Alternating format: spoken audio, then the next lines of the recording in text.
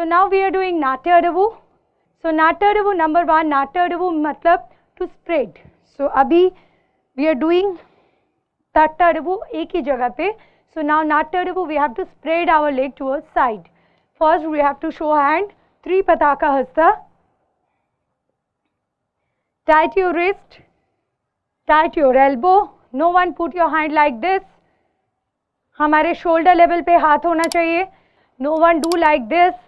No one do like this. No one do like this. No one do like this. Straight hand.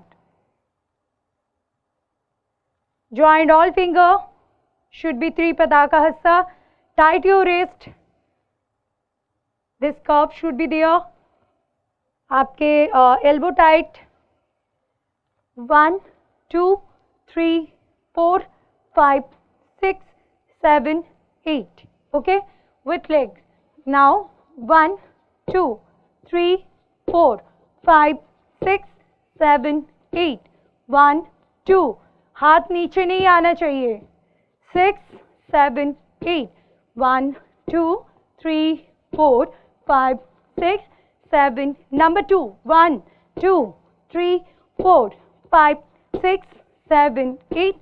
2, 2, 3, 4, 5, 6, 7. Number 3. 1, 2, 3, 4, 5, 6, 7, 8. 1, 2, 3, 4, 5, 6, 7, 8. 1, 2, 3, 4, 5, 6, 7, 8. 1, 2, 3, 4, 5, 6, 7, 8.